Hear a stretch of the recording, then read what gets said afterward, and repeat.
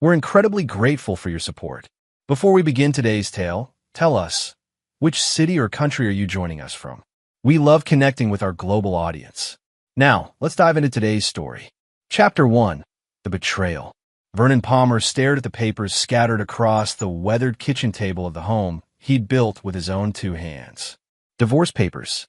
After 15 years of marriage, his wife Darlene had decided he wasn't worth the trouble anymore. The irony wasn't lost on him. He'd spent those 15 years building Palmer Construction from nothing, working 80-hour weeks to give her the life she claimed to want. Vernon had suspected something was wrong for months. Darlene's late nights with friends had become more frequent. Her sudden interest in fitness that had her joining an exclusive gym downtown. The new clothes and perfume that seemed excessive for her part-time job at the local art gallery. His suspicions were confirmed when he returned early from a construction site in Ridgemont County after equipment failure shut down work for the day. The black Audi parked in his driveway didn't belong to any of their friends. The sounds coming from their bedroom left no room for interpretation. Vernon stood in the doorway, watching his wife and Roland Blackwood, his business competitor and nemesis since college, scramble to cover themselves.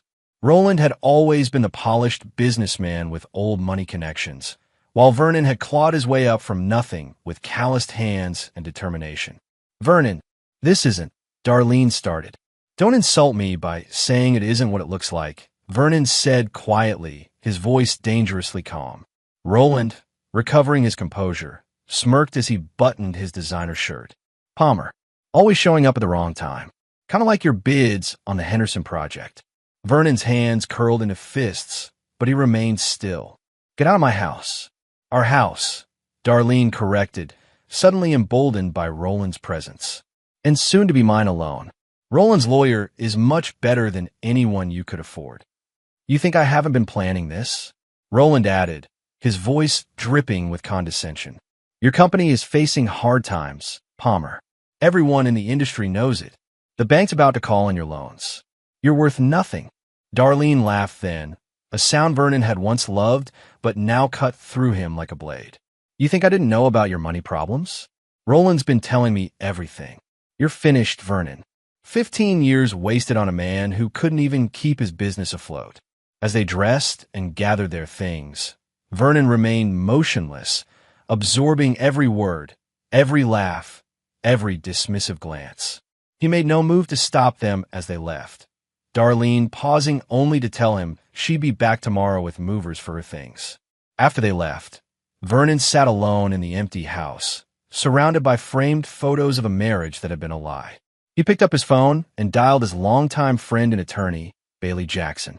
They're making a move on the company, Bale, Vernon said without preamble. Bailey sighed heavily. I was afraid of this. Look, the Henderson project falling through hit us hard, and the bank is nervous. Without a major infusion of capital in the next 30 days, we're in trouble. She's been feeding him information, Vernon said. Darlene has known about our finances, our bids, everything. That explains how Blackwood Construction has been undercutting us so precisely, Bailey replied. Vernon, I hate to say this, but you might need to consider selling before this gets worse. Vernon stared out the window at the land his grandfather had farmed, the land where he'd built his dream home. Not a chance. I need some time to think.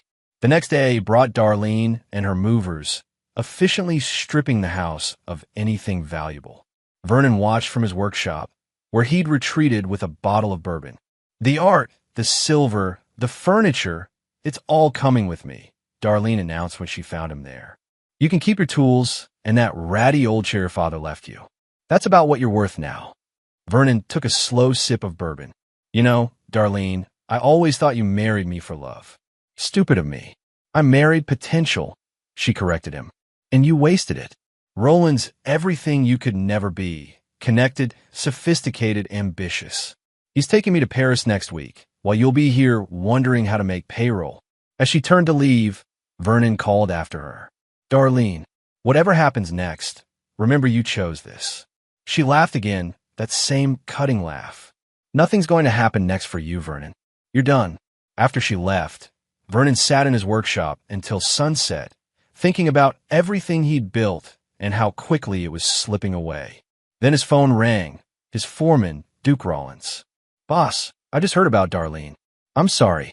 News travels fast," Vernon said. "Small town," Duke replied. "Listen, I'm at Old Man Gunderson's estate sale.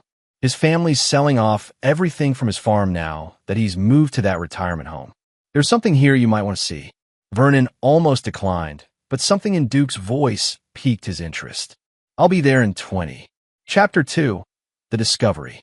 The Gunderson farm was illuminated by string lights as locals picked through the possessions of a man who'd farmed the land for over 60 years. Vernon found Duke standing beside a rusted metal container about the size of a refrigerator. "What am I looking at?" Vernon asked. "Old Man Gunderson called it his treasure vault," Duke explained. "Nobody's been able to open it. His son says the old man was always secretive about it, claimed it contained something valuable from a war." Vernon examined the container. It was covered in dirt and rust, with a complex locking mechanism that appeared to be custom-made. "What war?" "The old man wasn't old enough for World War II. Vietnam," Duke said. "Gunderson was Special Forces. Came back different, according to his son." Vernon ran his hand along the container. Something about it called to him. Perhaps the challenge of unlocking its secrets, or simply the distraction it offered from his crumbling life. "They're asking $200 for it," Duke said. "Nobody wants it because it's just a heavy piece of junk without the combination." Vernon thought of his near-empty bank account, the payroll due in 2 weeks, and the bank breathing down his neck. Then he thought of Darlene's laugh, of Roland's smirk. "I'll take it," he said, pulling cash from his wallet. Duke helped him load the container onto his truck. "Boss, not to overstep, but with everything going on." "I know," Vernon said. "It's stupid, but right now, I need a problem I might actually be able to solve." Back at his workshop, Vernon examined the container under bright lights. The locking mechanism was intricate, but showed signs of age.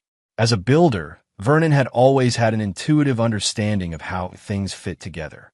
He began cleaning the decades of grime from the lock, revealing numbers and markings that had been hidden. For the next 3 days, Vernon barely slept. He researched Vietnam-era military containers, consulted with a locksmith friend, and tried different combinations based on what he learned about Old Man Gunderson's service history. On the 4th day, as dawn broke, something clicked, literally. The lock disengaged, and the heavy door swung open. Inside, protected by rubber seals that had kept out moisture for decades, Vernon found stacks of leather-bound journals, maps marked with locations in Southeast Asia, and a metal box containing old photographs. But what caught his eye was a small wooden crate stamped with military markings. Vernon carefully opened the crate. Inside, nestled in protective padding, were 12 jade figurines, each about 6 inches tall and exquisitely carved to represent different animals from the Chinese zodiac. Vernon gently lifted one, a tiger, its details so fine he could see individual stripes carved into the green stone. Even to his untrained eye, these pieces were extraordinary. Among the papers was a certificate of authenticity dated 1969, identifying the collection as the celestial zodiac of Empress Xiaozhuang, created during the Qing dynasty and looted during the Second Opium War.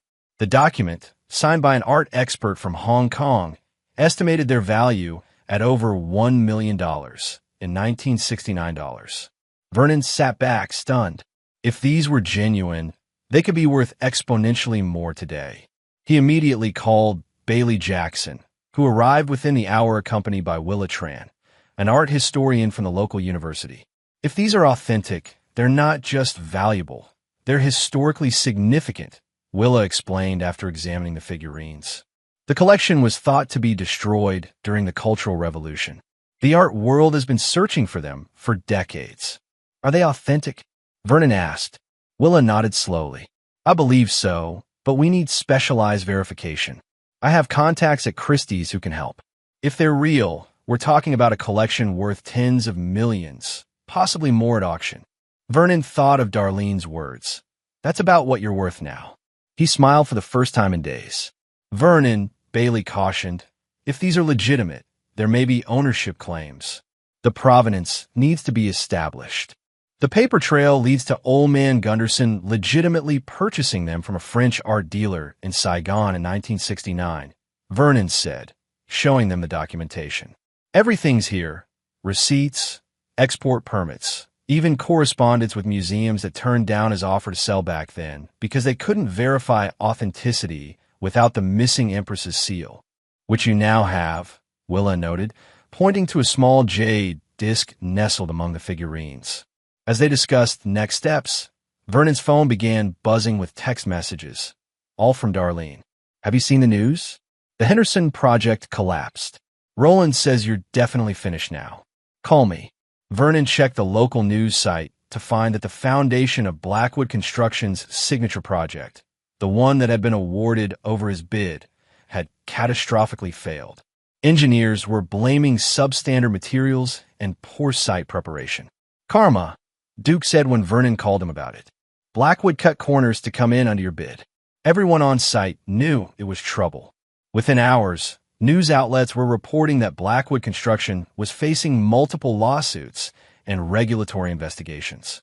Roland's carefully cultivated reputation was crumbling faster than his concrete. That evening, Vernon's phone rang. Darlene. Vernon, we need to talk, she said, her voice missing its recent edge of contempt. Things with Roland are complicated now. I'm thinking maybe we were hasty about the divorce. Interesting timing, Vernon replied coolly. It's not what you think, she insisted. I've been reflecting on our marriage and Roland's stock is plummeting while his legal troubles mount. Vernon finished for her. I'm not interested, Darlene. You'll regret this, she snapped, her conciliatory tone vanishing. Roland has connections. He'll bounce back, and then you'll wish you'd been more reasonable. Vernon ended the call without responding. Then he called Willa Tran. How quickly can we get these authenticated and to auction? Chapter 3. The Turn. 3 weeks later, Vernon stood in the offices of Christie's in New York City, watching his experts carefully examine each jade figurine. The preliminary authentication had been promising enough for Christie's to express serious interest, particularly given the collection's legendary status in the art world. Mr. Palmer, these are indeed extraordinary, said Lawrence Chun, Christie's senior Asian art expert. We've confirmed they match the documented descriptions of the Empress's collection. The jade itself dates to the correct period, and the carving techniques are consistent with imperial workshop methods. What does that mean in terms of value? Vernon asked. For the complete set with provenance documentation, we're estimating between $30 and $40 million at auction. Possibly more, given the historical significance and the fact that many believe these were lost forever. Vernon felt lightheaded. The amount was beyond anything he'd imagined. There's significant interest already, Lawrence continued. Several museums and private collectors have contacted us since we announced the discovery. We could schedule the auction within 2 months if that works for you. As Vernon left the Christie's building, his phone displayed 37 missed calls, all from Darlene, who had somehow learned about the jade collection. Vernon had been careful, but news traveled fast in the art world, and with the kind of money involved, discretion was difficult to maintain. He called her back. Vernon, she began without preamble. Why didn't you tell me about the jade figures? Those belonged to both of us. They were found during our marriage. Actually, I purchased them after you served me with divorce papers and cleaned out our house. Vernon replied calmly. The timing is well documented. I've spoken with my lawyer, she continued as if he hadn't spoken. Since your construction company was marital property and you used our joint resources to buy that container, I'm entitled to half of whatever those statues are worth. Vernon had anticipated this. Bailey advised me to keep careful records. The purchase was made with cash that I'd withdrawn for business expenses before you filed for divorce. The bank records confirm it. This isn't over, Darlene hissed. Roland has friends in positions that can make your life very difficult. Later that day, Roland himself called. Palmer, he said, his voice attempting its usual smugness despite the strain Vernon could hear. Let's be reasonable men here. I know we've had our differences, but there's no need for this situation to become uglier than it already is. What situation is that? Vernon asked innocently. Don't play dumb. You've stumbled into a fortune while my company is facing temporary challenges. Darlene is still technically your wife. A generous settlement would benefit everyone. I'm feeling generous today, Vernon replied. So here's my offer. Nothing. You took my wife, tried to destroy my company, and laughed about it. Actions have consequences, Roland. You'll regret this, Roland threatened. I still have friends in this town. One call to the right building inspector, and your projects will be shut down indefinitely. One word to the right banker, and your loans get called in. Interesting, Vernon said. Are you admitting to conspiracy and corruption? Maybe I should record our next conversation. Roland hung up without another word. True to his threat, Vernon's main construction project was shut down the next day due to permit irregularities. His bank requested an urgent meeting about his outstanding loans. 2 of his employees were arrested on trumped-up charges related to equipment theft. Vernon had expected retaliation, but the scope of Roland's influence surprised him. Bailey worked frantically to address the legal challenges, while Vernon focused on protecting the Jade collection, moving it to a secure location and accelerating the authentication process. What Roland and Darlene didn't know was that Vernon had been making his own connections. The Henderson project's collapse had created openings for other contractors, and Vernon had been quietly meeting with developers who'd lost confidence in Blackwood construction. Meanwhile, Christie's had found a buyer willing to make a private purchase of the Jade collection for $38 million, avoiding the publicity of an auction. Vernon accepted the offer, with the transaction to be completed within days. The night before the sale was to be finalized, Vernon received a text message from an unknown number with an attached video. The footage showed men in ski masks breaking into a storage facility, the same facility where the Jade collection had been kept until Vernon moved it 3 days earlier. The message read, "Next time we'll find them." And you? Vernon called the police, but with no actual theft occurring, they took a simple report and advised him to improve his security. He knew who was behind it, but proving it would be difficult. As he drove home that night, a black SUV ran him off the road. Vernon's truck rolled down an embankment, coming to rest against a tree. He managed to crawl from the wreckage with only minor injuries. But the message was clear. This had escalated beyond business and divorce. In his hospital room, Vernon made a decision. It was time to stop reacting and start taking control. Chapter 4. The Plan. Vernon checked himself out of the hospital against medical advice, his arm in a sling and determination in his eyes. The Jade collection sale had been finalized remotely. The $38 million now safely deposited in accounts that neither Darlene nor Roland could access. But Vernon knew money alone wouldn't solve his problems. Roland's vendetta had become dangerous, and Darlene's greed made her unpredictable. They wouldn't stop until they had what they wanted or until Vernon was destroyed. He drove to a remote cabin owned by his friend Duke, who had insisted Vernon stay there until things cooled down. "They tried to kill you, boss," Duke said as they sat on the cabin's porch, looking out over the lake. "This isn't just business anymore." "It never was," Vernon replied. "Not for Roland. This goes back 20 years to when we were both starting out. He was born with connections I had to earn. He's never forgiven me for succeeding without his advantages." "So what's the plan?" Duke asked. Vernon smiled grimly. "I'm going to give them exactly what they want." Over the next week, Vernon worked with Bailey to set his plan in motion, starting with a carefully orchestrated bankruptcy filing for Palmer Construction. The news spread quickly through the industry and soon reached Roland and Darlene. "He's done it," Roland told Darlene as they sat in his penthouse apartment. "Palmer Construction is officially bankrupt. The banks are seizing everything." "What about the Jade money?" Darlene asked, her focus unwavering. "No trace of it," Roland admitted. "But I have someone at Christie's who says the collection is still coming to auction next month." "Vernon must be using a shell company or proxy." "We need to find out who," Darlene insisted. "That money is partly mine." What they didn't know was that Vernon had arranged for rumors of the auction to circulate while the actual sale had already been completed. The Jade collection was now in a museum in Singapore, with Vernon's name listed as the donor rather than the seller, a strategic tax move suggested by his new financial advisors. The next phase of Vernon's plan involved Meredith Winters, a real estate developer new to the area who had approached both Palmer and Blackwood Construction about a major resort project. With Palmer Construction apparently bankrupt, Blackwood was the obvious choice for the contract. What Roland didn't know was that Meredith had been friends with Vernon since college. Her interest in the resort project was genuine, but her approach to both companies had been Vernon's idea, a way to gather information on Blackwood's business practices. Meredith insisted on unusual contract terms for the resort project, including substantial upfront payments to Blackwood Construction and accelerated timelines that would force Roland to cut corners. Roland, desperate to shore up his company's finances after the Henderson disaster, agreed to everything. He's setting himself up for another failure, Vernon told Bailey as they reviewed copies of the contract Meredith had sent them. When this project collapses, no one will work with Blackwood again. That's a long game, Bailey observed.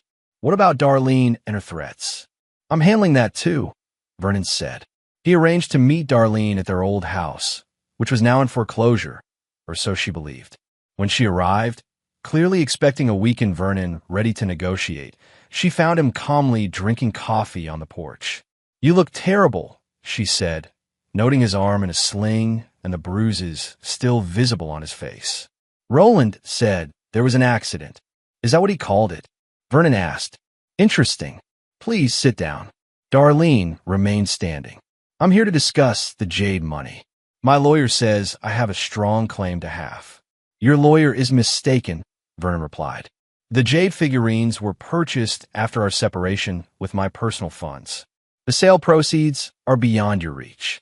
We'll see about that, Darlene snapped. I've filed motions to freeze all your assets pending the divorce settlement. Vernon smiled. Those assets are already gone.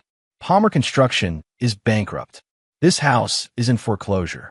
My personal accounts are empty. You can't take what I don't have.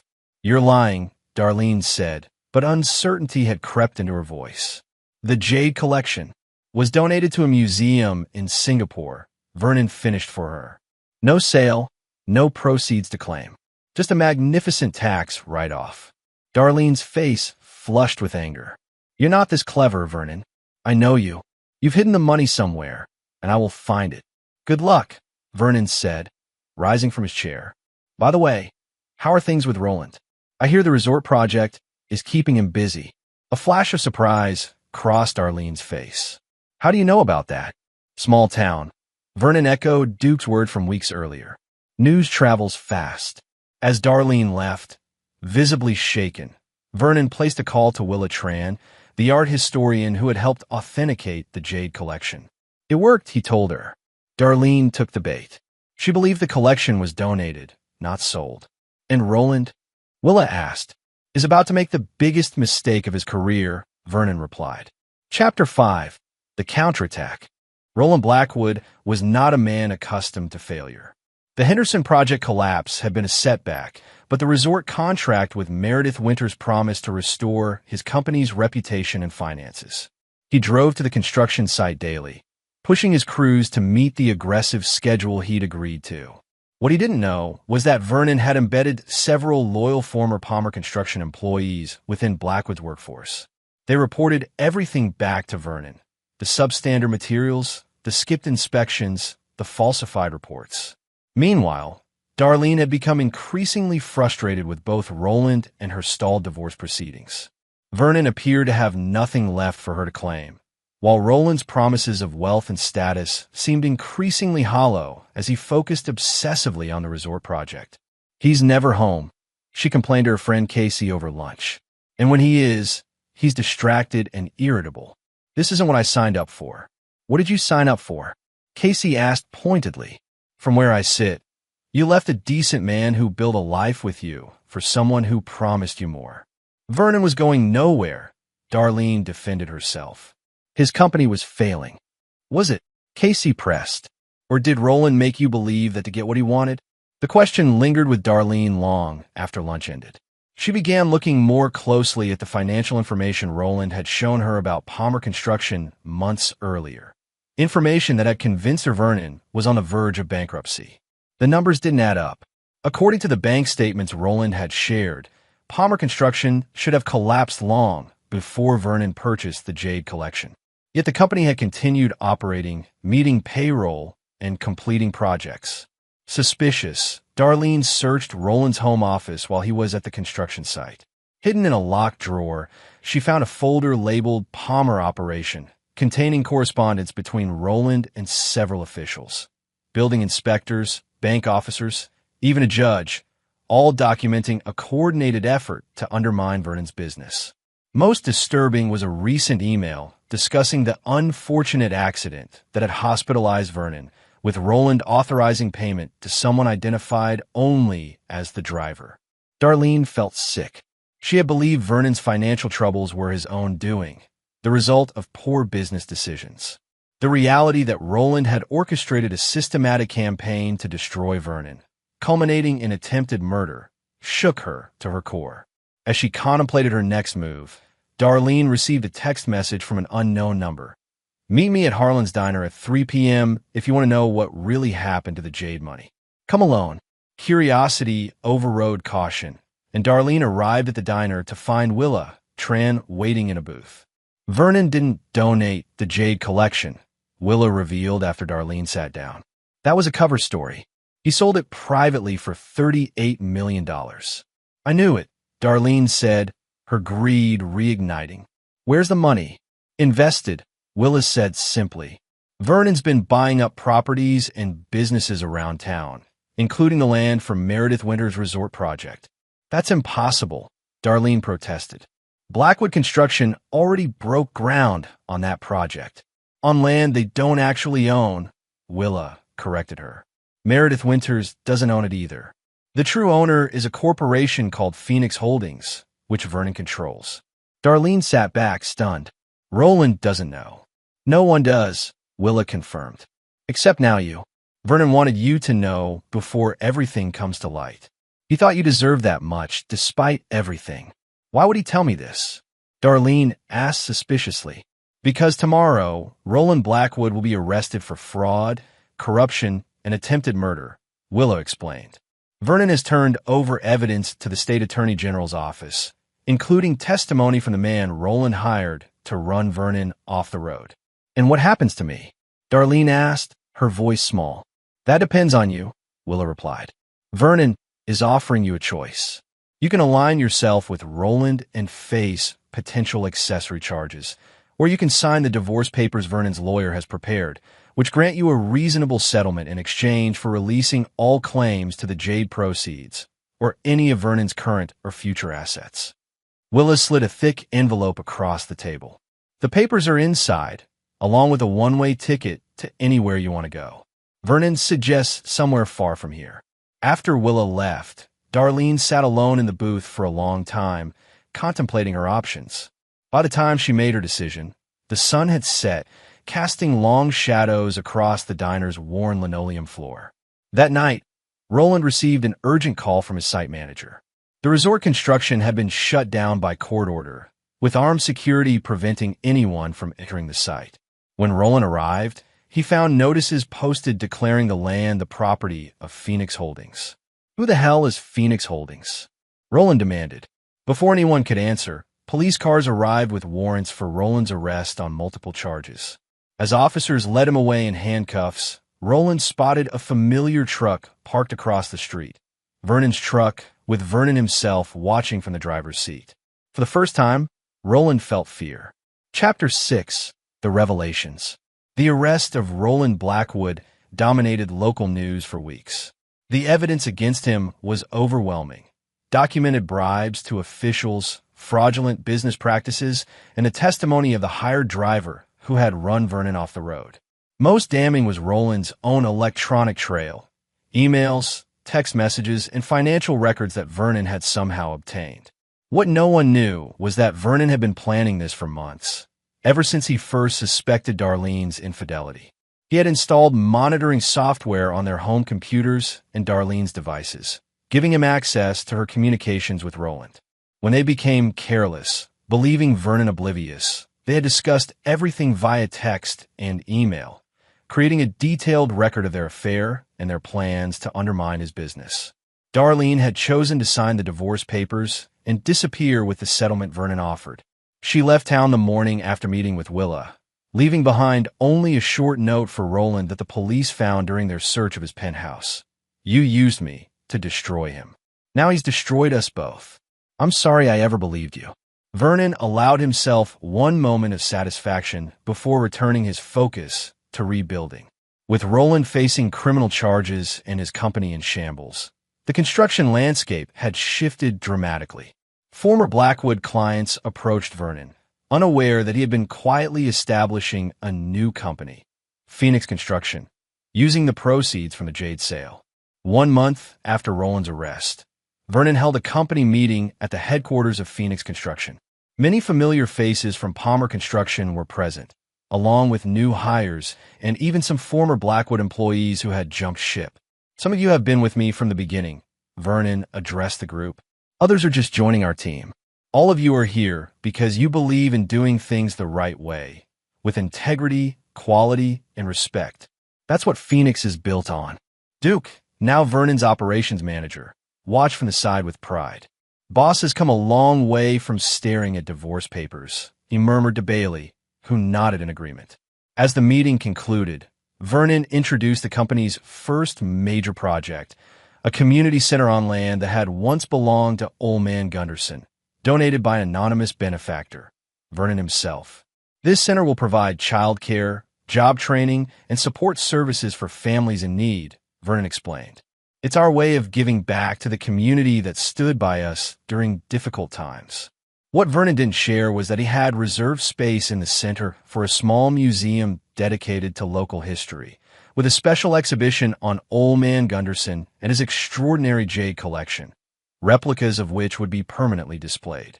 As Vernon walked through the construction site later that day, he found Willow waiting for him beside his truck. "The Singapore Museum sent this," she said, handing him a small package. "They said it was meant for you all along." Inside was the smallest of the jade figurines, the rat, first animal in the Chinese zodiac and symbol of new beginnings. A note explained that the museum's researchers had discovered this was traditionally kept by the collector as a talisman of good fortune. "Seems appropriate," Vernon said, turning the exquisite carving in his hand. "Have you heard from Darlene?" Willa asked. Vernon shook his head. "No, and I don't expect to. And Roland? His trial starts next month. His lawyers are already floating a plea deal, but the prosecutor isn't interested. Too many people were hurt by his schemes." Willa hesitated before asking her next question. Was it worth it? The revenge. Vernon considered this carefully. It wasn't about revenge, not really. It was about justice for myself and everyone else Roland had hurt over the years. He made his choices, and now he's facing the consequences. "And what about your choices?" Willa pressed. Vernon smiled slightly. "I chose to rebuild rather than just destroy. That makes all the difference." As the sun set over the construction site, Vernon placed the jade rat in his pocket and turned toward his truck. The future stretched before him, unlimited by the past, but shaped by the lessons he'd learned along the way. "We're building something that will last," he said, more to himself than to Willa. "That's all that matters now." Chapter 7. The Aftermath. 6 months after Roland Blackwood's arrest, the landscape of Vernon's life had transformed completely. Phoenix Construction had established itself as the premier building company in the region, with Vernon's reputation for integrity and quality attracting high-profile clients from across the state. The community center was nearing completion, already drawing attention for its innovative design and community-focused mission. Vernon had expanded the project to include affordable housing units on adjacent land, addressing a critical need in the area. Roland's trial had concluded with a guilty verdict on all charges. He was sentenced to 15 years in prison, with additional civil judgments that would claim whatever assets remained when he was released.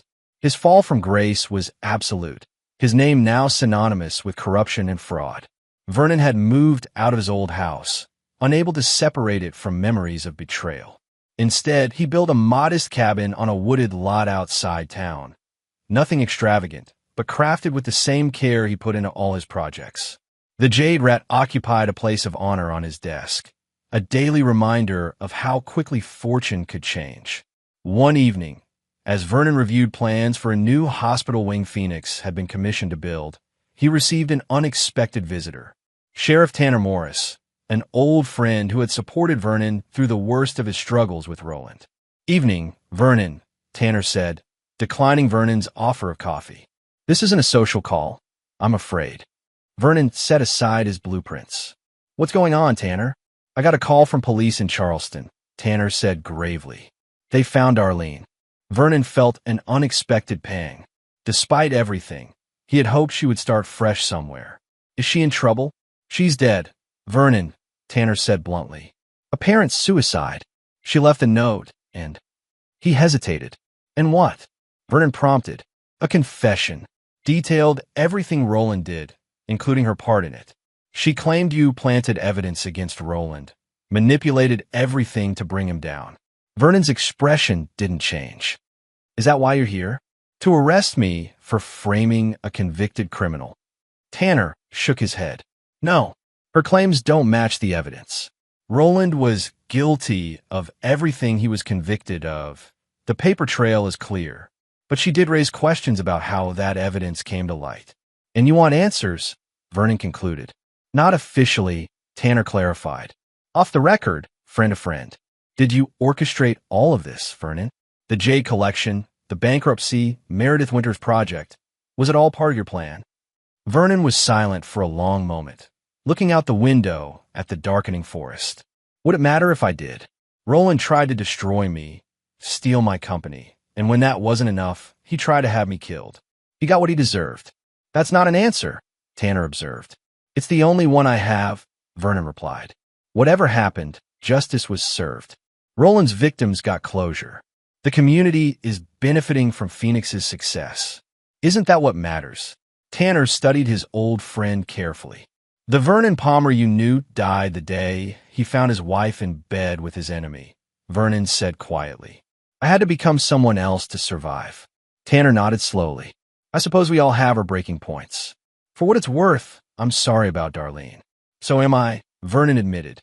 "Despite everything, I never wanted it to end that way for her." After Tanner left, Vernon sat alone with his thoughts. Darlene's death had reopened wounds he thought had healed. The satisfaction of his victory over Roland now felt hollow in the face of such a permanent consequence. The following morning, Vernon called Bailey. "I need you to set up a trust fund using part of the Jade money. Make it anonymous, dedicated to mental health services and suicide prevention." "Is this about Darlene?" Bailey asked gently. "It's about making something good come from something tragic," Vernon replied. "Isn't that what Phoenix is all about? Rising from ashes." In the weeks that followed, Vernon threw himself into his work with renewed purpose. The community center opened to widespread acclaim, bringing needed services to families throughout the region. Phoenix Construction's reputation continued to grow, with Vernon insisting on community benefit components in every major project they undertook. Then came another unexpected development. A letter arrived from Roland, sent from prison. "Palmer, I know what you did. Not just what they convicted me for, the whole elaborate scheme. You set me up perfectly. I underestimated you, and that was my downfall. Darlene's death changes things. I have nothing left to lose now. My appeal is moving forward, and when I get out, and I will get out, we'll finish this between us. You haven't seen the last of me. Roland." Vernon read the letter twice before feeding it into his fireplace, watching the paper curl and blacken in the flames. Roland's threats were empty. The evidence against him was irrefutable, regardless of how it had been obtained. Still, the letter served as a reminder that the past was never truly buried. Vernon decided it was time to secure his legacy in more permanent ways. Chapter 8: The Reckoning.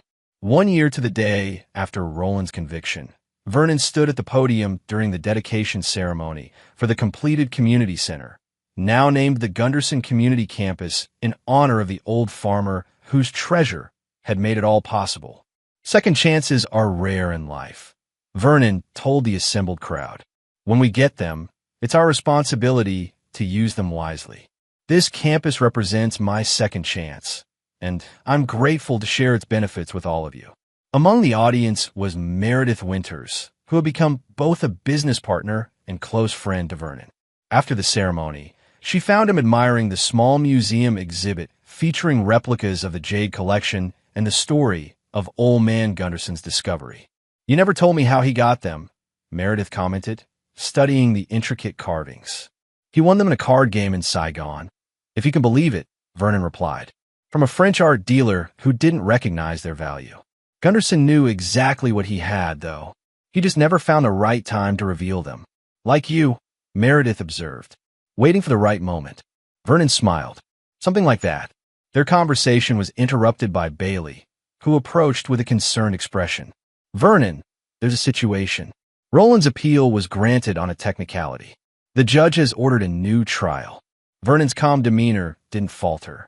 "On what grounds?" "Improper handling of evidence by the prosecution," Bailey explained. "It doesn't mean he'll walk, but it opens the door to reduced charges, possibly even bail while awaiting the new trial." "How soon?" Vernon asked. "Hearings tomorrow. He could be out by the end of the week." The news spread quickly through their small community. Many who had suffered under Roland's corrupt practices expressed outrage at the possibility of his release. Others, particularly those who had worked for Blackwood Construction, remained loyal to their former boss despite his crimes. Vernon maintained his public composure, assuring concerned friends and employees that justice would ultimately prevail. Privately, however, he began preparing for Roland's return. 3 days later, Roland Blackwood was released on bail with a new trial scheduled for 6 months later. His once imposing figure appeared diminished by prison, thinner, grayer, but his eyes still burned with the same intensity when they landed on Vernon at a distance as he left courthouse. That evening, Vernon received a text message from an unfamiliar number. "We have unfinished business. Blue Heron Point. Midnight. Come alone, or I release everything I know about how you set me up." Vernon had expected something like this, but not so quickly. Blue Heron Point was a secluded outlook over the lake, accessible only by a narrow dirt road. The perfect place for a confrontation without witnesses. He considered alerting Sheriff Tanner, but decided against it. This was between him and Roland, a final reckoning that had been brewing for years.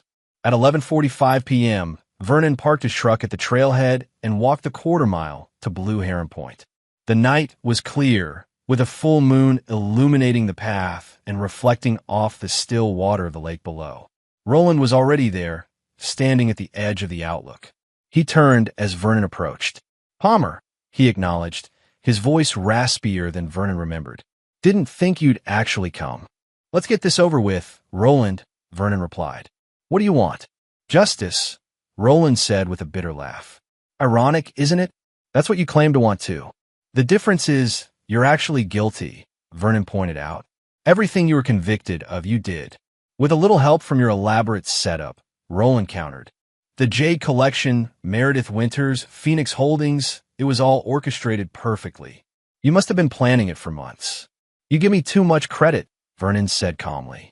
"I bought a rusty container at an estate sale and got lucky. Everything else was just making the most of an opportunity." "Bullshit," Roland spat. "You manipulated everything and everyone, even Darlene. Her blood is on your hands." Vernon's composure slipped at that. "Don't you dare blame me for what happened to her. You used her. You convinced her I was failing when my business was solid. You fed her lies until she believed them." "She wanted to believe them," Roland shot back. "She was tired of being married to a nobody. I just offered her an escape. And look how that turned out for both of you," Vernon said quietly. Roland stepped closer, moonlight revealing the haggard lines of his face. "I know things, Palmer. Things that would make your precious Phoenix empire crumble. Electronic surveillance without consent is illegal in this state. So is accessing private communications." "Prove it," Vernon challenged. "I don't have to," Roland smiled coldly. "I just have to raise enough questions, create enough doubt. My lawyers are preparing motions right now based on information I've been gathering for months. By this time next week, you'll be the one facing charges." Vernon had come prepared for threats, but Roland's confidence suggested he truly believed he had leverage. "What do you want, Roland? Money? Is that what this is about?" "I want my life back," Roland snarled. "The one you stole from me. I want my company, my reputation, everything. That's not possible, Vernon said. Even if I wanted to help you, which I don't, some things can't be undone. Then I'll settle for watching you lose everything, just like I did, Roland threatened. Starting with Phoenix Construction. By the time I'm done, no one will hire you to build a doghouse. As Roland spoke, he had been gradually backing Vernon toward the edge of the outlook. Now, with a sudden movement, he lunged forward, grabbing Vernon's jacket with both hands. Maybe I'll just finish what that driver started, Roland hissed, pushing Vernon dangerously close to the drop-off. Accidents happen all the time on these trails. Vernon didn't resist. Instead, he spoke calmly. Before you do anything stupid, there's something you should know. I'm not alone. Roland hesitated, his grip loosening slightly. You're bluffing. Vernon shook his head. Sheriff Tanner and 2 deputies are watching right now. I'm wearing a wire, and this entire conversation is being recorded. You're lying, Roland insisted, but uncertainty had crept into his voice. Roland Blackwood, came Sheriff Tanner's voice from the darkness behind them. Release him and step back. You're under arrest for assault and attempted murder. Roland's face contorted with rage as he realized he'd been outmaneuvered once again. For a terrible moment, Vernon thought he might still push him over the edge, taking them both down. Instead, Roland released him with a shove and turned to face the approaching officers. You set me up. Again, he said to Vernon, resignation replacing his anger. No, Vernon corrected him. You did this to yourself, just like everything else. As Tanner led Roland away in handcuffs, Vernon remained at the outlook, watching the moonlight on the water below. The confrontation had given him no satisfaction, only a profound weariness and the certainty that some cycles needed to be broken. Chapter 9. The Resolution. Roland's bail was revoked following the incident at Blue Heron Point. His new trial proceeded without him present, resulting in another guilty verdict with additional charges for the assault on Vernon. The judge, unimpressed by Roland's conduct, imposed an even longer sentence than the original. For Vernon, the final confrontation with Roland brought unexpected clarity. The man who had once seemed so threatening now appeared pathetic, consumed by bitterness and unable to accept responsibility for his own downfall. 6 months after that night, at Blue Heron Point, Vernon made a surprising decision.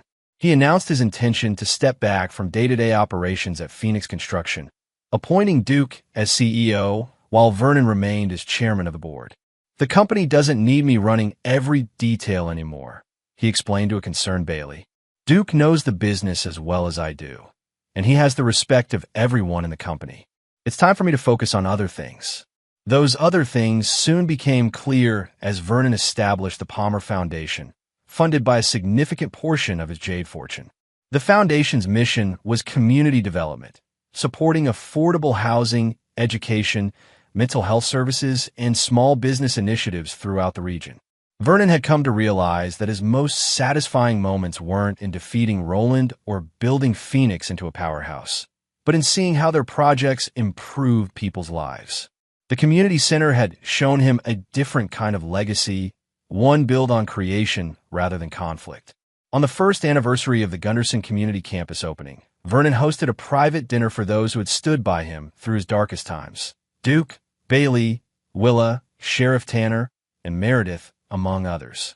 I want to thank all of you, Vernon said as they gathered in the campus dining hall. Not just for your loyalty, but for helping me find my way back to the person I want to be. Back? Duke questioned. Boss, you never left. You just had to take a detour through hell to get where you needed to go. Some detour, Vernon laughed. But seriously, I lost myself for a while there. Got so caught up in outsmarting Roland and Darlene that I almost became as manipulative as they were. The difference, Meredith pointed out, is that you used what happened to build something positive. Roland would have destroyed you and moved on to his next target without a second thought. Sheriff Tanner raised his glass. To second chances and using them wisely. As the evening wound down, Willa pulled Vernon aside. Have you heard from the museum in Singapore? They're doing a special exhibition on recovered artifacts, featuring the Jade Collection. Vernon nodded. They invited me to the opening. I'm thinking of going, my first real vacation in years. You should, Willa encouraged him. It would bring everything full circle. 2 weeks later, Vernon stood in the gleaming museum gallery, surrounded by the jade figurines that had changed his life. They were beautifully displayed, with detailed information about their history and the extraordinary journey that had brought them from imperial China to a farmer's rustic container in rural America. A small plaque acknowledged Vernon Palmer as the collection's discoverer and donor, though only he knew the full story behind that simple description.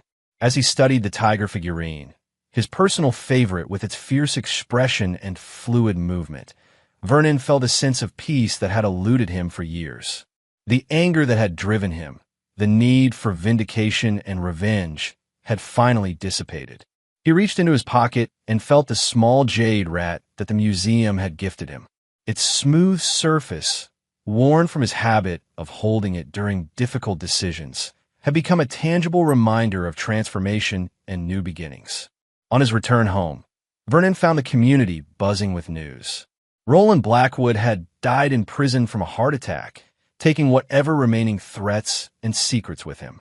The news prompted Vernon to visit Darlene's grave for the first time, leaving a single rose and a silent acknowledgement of their shared past, both the years of building a life together and the painful end. That evening, Vernon sat on the porch of his cabin, watching the sunset paint the sky in brilliant oranges and reds. The jade rat rested on the small table beside him, catching the last golden light of day. His phone rang. Duke, calling with updates about a new Phoenix project. Everything's on track, boss, Duke reported. Foundation solid. We're ready to build. Good to hear, Vernon replied, smiling at the unintentional metaphor. After all they'd been through, that's exactly what they had, a solid foundation ready to support whatever came next. As darkness fell, Vernon remained on the porch, contemplating the stars appearing one by one above the trees. The path that had led him here had been neither straight nor easy, but he had emerged stronger and wiser for having traveled it. The pile of junk from a farmer's estate sale had indeed made him a millionaire, but Vernon's true fortune lay in what he had built from the ruins of his old life. Not just a successful company or charitable foundation, but a new understanding of himself and what truly mattered.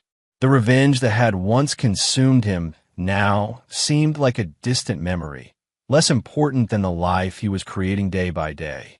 Vernon Palmer had lost everything, only to gain something far more valuable, a future defined not by the wounds of his past, but by the possibilities that lay ahead. In the quiet of the evening, with the weight of old grudges finally lifted from his shoulders, Vernon made a silent promise to himself to move forward with the same determination that had carried him through his darkest days, but guided now by creation rather than retribution.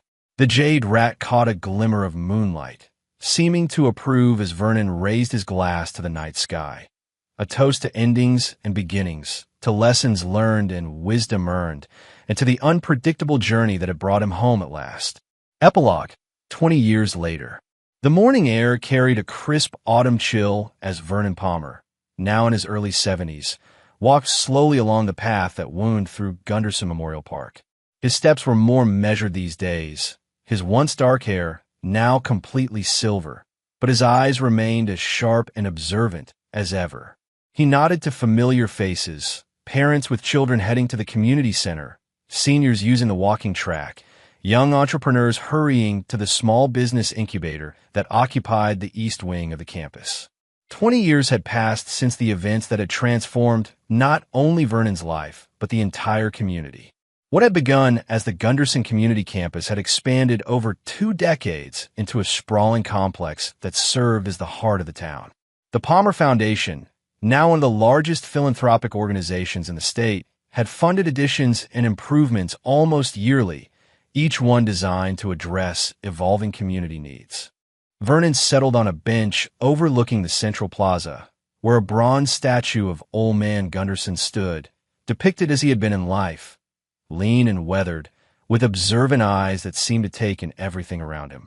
The plaque at the base told a carefully curated version of the Jade Collection's discovery and its impact on the community, omitting the more complex and painful aspects of the true story. Few people remembered those details now. Roland Blackwood had become a cautionary tale, his name mentioned in business ethics courses at the local college as an example of corruption's consequences. Darlene's tragic end had faded from local memory, preserved only in courthouse records and in Vernon's own reflections on the price of betrayal and revenge. Vernon removed the jade rat from his pocket, a habit he had maintained for 20 years. The small figurine had traveled with him across continents, through triumph and challenge, its smooth surface now bearing the patina of thousands of touches. Some mornings, like today, he brought it to this bench and contemplated how a single object had altered the trajectory of so many lives. "I thought I might find you here," came a familiar voice. Vernon looked up to see Duke Rollins approaching, his longtime friend moving more slowly these days with the aid of cane. At 75, Duke had officially retired 5 years earlier, though he remained on the Phoenix Construction Board and couldn't seem to stay away from their major projects. "Beautiful morning," Vernon observed as Duke lowered himself onto the bench. "Gonna be a cold winter," Duke predicted, as he had every autumn for as long as Vernon could remember. "Squirrels are gathering nuts early this year." They sat in comfortable silence for a few minutes, two old friends who had weathered storms together and emerged on the other side with a bond that transcended words. "Phoenix broke ground on the hospital expansion yesterday," Duke finally said. "Tamara insisted I attend the ceremony, even though I'm supposed to be retired." Vernon smiled at the mention of Duke's daughter, who had joined Phoenix Construction straight out of college and now served as its CEO. "Tamara knows your presence matters to the crews. You're a legend, Duke." "Huh, a legend who can barely climb a ladder these days." Duke scoffed, but pride shone in his eyes. Under Tamara's leadership, Phoenix had grown into one of the largest construction firms in the Southeast, renowned for quality workmanship and ethical business practices. "Have you heard from Meredith?" Duke asked, changing the subject. "She called last week from Singapore," Vernon replied. "The museum's 20th anniversary exhibition of the Jade Collection opens next month. She's insisting I attend." "You should go," Duke encouraged. "It's been what, 5 years since you've seen the collection in person?" Vernon nodded. After Meredith Winters had sold her development company and moved to Asia to pursue art authentication full-time, she had become the de facto curator of the Celestial Zodiac collection, working closely with the Singapore Museum to research its history and significance. Her friendship with Vernon had deepened over the years, evolving into a relationship that defied simple categorization. Sometimes romantic, always supportive, and built on mutual respect and understanding of each other's independence. "Willa's giving the keynote address," Vernon said, referring to Dr. Willa Tran, who had risen to prominence as one of the world's leading experts on Asian artifacts. Her authentication of the Jade Collection had launched her career, and she had never forgotten Vernon's role in her success. "She's bringing some of her graduate students. Apparently, they've discovered new information about the Empress's original acquisition of the figures."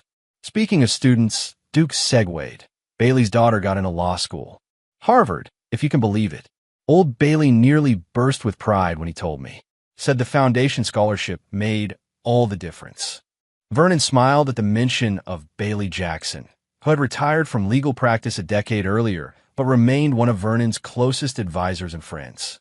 The Palmer Foundation Scholarship Program for children of local families had become one of its most impactful initiatives, sending hundreds of promising students to colleges and universities they could never have afforded otherwise.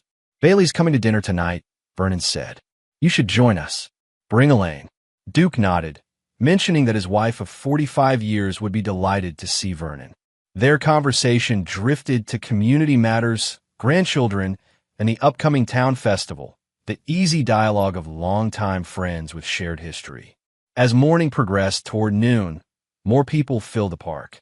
Several stopped to greet Vernon, a young woman whose small business had received foundation funding, an older man whose family had benefited from the Affordable Housing Initiative, a teenager who recognized Vernon from his visits to the community center's mentorship program. Vernon acknowledged each one warmly, but without fanfare. Despite his wealth and influence, he had never sought the spotlight, preferring to let his work speak for itself. The local paper had dubbed him the Quiet Benefactor years ago, a title that suited him far better than any formal recognition. Almost time for the dedication, Duke noted, checking his watch. Should we head over? Vernon nodded, carefully returning the jade rat to his pocket as they rose and walked toward the newest addition to the campus, a state-of-the-art technical training center that would offer certifications in emerging fields to community members seeking to change careers or develop new skills. The crowd gathered outside. The gleaming facility was substantial, reflecting the community's appreciation for the opportunities it represented. Vernon and Duke took seats in the front row, where Tamara Rollins waited for them, her professional demeanor softening as she greeted her father with a hug and Vernon with respectful affection. "Everything's set," Duke asked his daughter. "Perfect timing," she confirmed. "Sheriff's on his way." As if on cue, Sheriff Wesley Tanner, son of the now-retired Sheriff Tanner who had been such a crucial ally during Vernon's darkest days, arrived in uniform. At 41, Wesley had the same straightforward manner as his father, coupled with a progressive approach to law enforcement that had made him enormously popular in the community. The dedication ceremony began with Tamara welcoming the attendees and explaining the center's mission. Vernon listened with pride, remembering the shy little girl who had visited construction sites with her father and now commanded respect as a business leader. When it came time for the formal dedication, Wesley Tanner stepped forward to unveil the plaque bearing the center's name, the Darlene Palmer Technical Training Center. A murmur of surprise rippled through the crowd. While Vernon had funded dozens of facilities over the years, he had never before used Darlene's name. Even his closest friends looked startled, exchanging questioning glances. Wesley read the dedication inscribed on the plaque, in recognition that everyone deserves a second chance to build a better future. May this center offer new beginnings for all who seek them. As the ceremony concluded and the crowd dispersed to tour the facility, Duke pulled Vernon aside. "Darlene's name? After all this time? Why now?" Vernon considered the question carefully. "I've been thinking about endings and beginnings, about the weight of carrying old wounds. Using her name, it feels like setting down a burden I've carried too long." Duke studied his old friend's face. "Does this have something to do with your health?" "The tests." Vernon smiled faintly. 3 months earlier, routine screening had detected an aggressive form of cancer. The prognosis was uncertain at best, a reality Vernon had shared only with his closest circle. "Partly," Vernon acknowledged. "But it's more than that. I've spent 20 years trying to build something positive from what happened." Using her name completes that circle somehow. Before Duke could respond, they were approached by a young reporter from the local paper, eager for comments about the new facility. Vernon answered her questions patiently, deflecting personal inquiries with practiced ease. As the reporter turned to leave, she asked one final question. "Mr. Palmer, you've transformed this community over the past 20 years. What motivated you to invest so much in this particular town?" Vernon considered the many possible answers. The complex truth of revenge turned to redemption, the Jade Collection's unexpected fortune, the desire to rebuild what Roland had tried to destroy. Instead, he offered the simplest and most honest response. "This is home," he said, "and home is worth investing in." Later that evening, Vernon hosted dinner at his cabin, which remained largely unchanged despite his considerable wealth. He had expanded the kitchen and added a sunroom overlooking the lake, but otherwise maintained the modest scale and rustic character that suited his nature. The gathering included his closest friends, Duke and his wife Elaine, Bailey Jackson, and Sheriff Wesley Tanner with his wife Kate. The conversation flowed easily through dinner, touching on community news, family updates, and reminiscences of shared experiences over the decades. As the evening progressed, Bailey raised his glass in a toast. "To the Darlene Palmer Technical Training Center. A surprise to us all, but a fine addition to your legacy, Vernon." "I've been meaning to ask," Wesley said, his expression thoughtful. "Most people don't know the full story of what happened with Blackwood and your ex-wife. My father never shared all the details, even with me. With this dedication, I wonder if you're finally ready to tell that story." A hush fell over the table as everyone awaited Vernon's response. For For 20 years, he had maintained a dignified silence about the darkest chapter of his life, allowing the public narrative to focus on his philanthropic works rather than the painful events that had preceded them. There's no single version of that story, Vernon said finally. Roland would tell it one way, Darlene another. Even I see it differently now than I did then. How do you see it now? Kate asked gently. Vernon gazed out the window at the moonlight reflecting on the lake, the same view that had comforted him on countless nights of reflection. I see three people who hurt each other badly. I see mistakes and misjudgments on all sides. And I see how easy it is to become the very thing you're fighting against if you're not careful. You were justified, Duke interjected loyally. After what they did. Perhaps, Vernon conceded. But justification isn't the same as wisdom. I got so caught up in outsmarting Roland that I lost sight of who I wanted to be.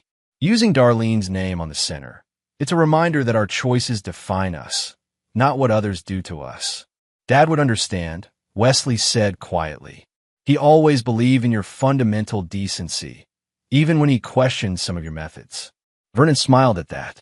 Tanner Morris, the former sheriff, had passed away peacefully 5 years earlier, leaving behind a legacy of integrity that his son carried forward.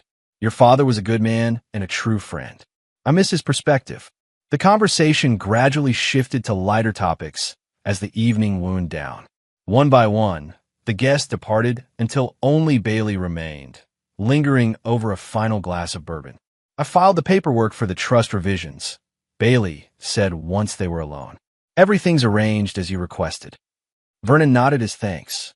In light of his diagnosis, he had spent weeks restructuring his affairs, ensuring that the foundation would continue its work long after he was gone. The medical trust is set up too, Bailey continued.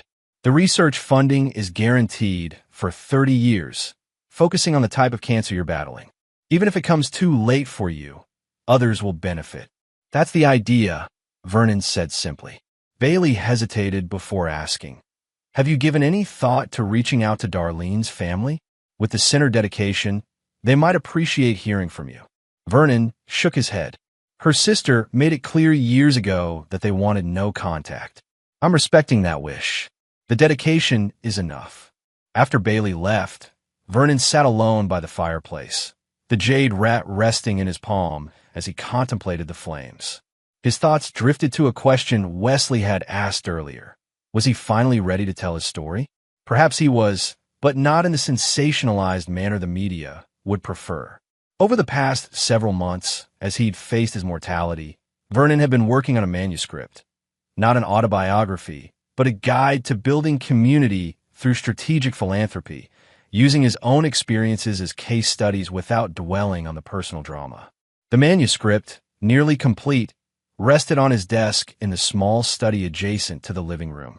He had titled it simply, Building from Broken Places, a Guide to Community-Centered Philanthropy. Vernon had arranged for its publication posthumously, with proceeds directed to the foundation. It would be his final legacy, not the story of how jade figures made him a millionaire or how he orchestrated an elaborate revenge, but a practical blueprint for others who wish to make a meaningful difference in their communities.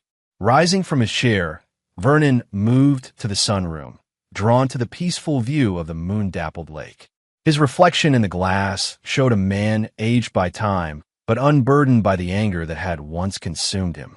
Whatever time he had left, whether months or years, he would continue the work of building rather than breaking, creating rather than destroying. The jade rat felt warm in his hand, as if absorbing and returning his body heat. Vernon smiled, remembering old man Gunderson and wondering if the old farmer had ever imagined how his treasure vault would transform not just one life, but an entire community. Some might call it luck or fate or divine intervention that had led Vernon to that estate sale 20 years ago. Vernon preferred to see it as a reminder that opportunities for redemption could appear in the most unexpected places, even in a rusted metal container purchase for $200 on a desperate night. The following morning began like most others for Vernon, coffee on the porch, reviewing foundation reports, and answering correspondence. By mid-morning, he had a visitor, Marissa Oakes, the foundation's executive director who had started as Vernon's assistant 15 years earlier and proven herself indispensable. The board approved all your recommendations for next year's initiatives, Marissa reported, spreading documents across the kitchen table. They were particularly enthusiastic about the expanded mental health services. Vernon reviewed the materials with his customary thoroughness, asking pointed questions about implementation timelines and community involvement. Despite his illness, he remained fully engaged in foundation operations, determined to ensure its effectiveness long after his guidance ended. "There's something else," Marissa said, hesitating slightly. "A letter arrived at the office yesterday. From Singapore." She handed Vernon an elegant envelope bearing the museum's official seal. Inside was a formal invitation to the 20th anniversary exhibition of the Celestial Zodiac Collection, accompanied by a handwritten note from the museum director.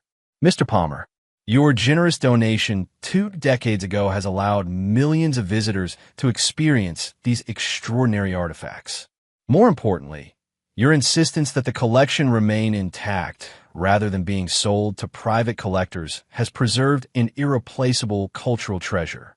We would be honored if you would allow us to recognize your contribution by naming our East Asian Gallery in your honor during the anniversary celebration. Dr. Tran and Ms. Winters have both endorsed this recognition, and we hope you will accept. With deepest respect, Director Chun." Vernon read the note twice, unexpectedly moved by the recognition. He had never sought acclaim for his donation, preferring to remain in the background. The Jade Collection's journey from a farmer's metal container to international prominence had always seemed sufficient reward. "Will you accept?" Marissa asked, knowing Vernon's usual reluctance toward public honors. Vernon considered the question carefully. "Yes," he decided. "I think it's time." Marissa looked surprised, but pleased. "I'll make the travel arrangements." Dr. Tran suggested you might want to arrive a few days early for a private viewing before the crowds. After Marissa left with her instructions, Vernon called Meredith in Singapore. Despite the time difference, she answered immediately. "You knew about the gallery naming," he said without preamble. Meredith laughed, the sound warm and familiar even across thousands of miles. "Guilty. She wanted to be sure you wouldn't refuse outright before sending the official invitation." "You know me too well," Vernon acknowledged. "That's why we work," she replied simply. Their conversation continued for nearly an hour, covering exhibition details, Meredith's recent travels, and Vernon's health.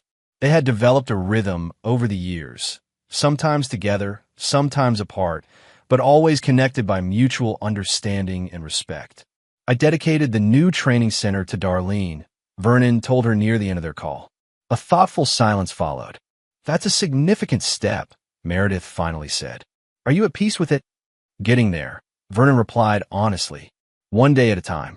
After they said their goodbyes, Vernon drove into town for his foundation office hours, a weekly tradition where community members could bring ideas or concerns directly to him.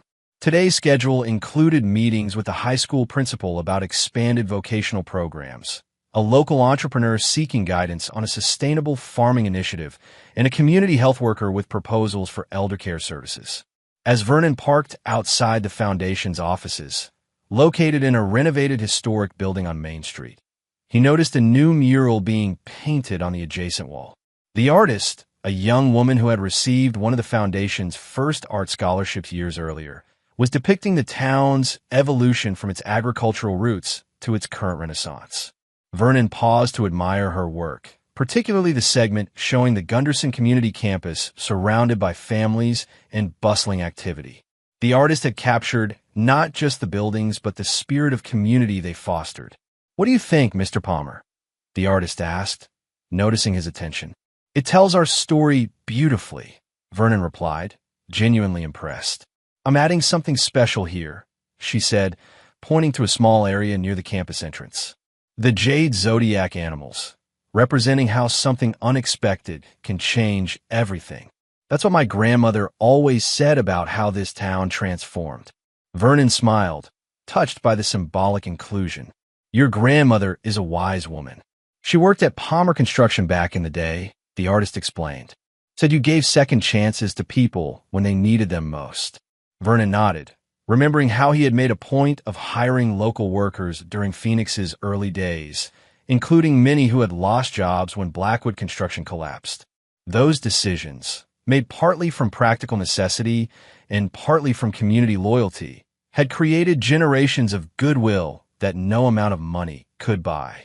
Inside the foundation offices, Vernon was greeted warmly by staff members who had come to view him not just as their boss, but as a mentor and friend.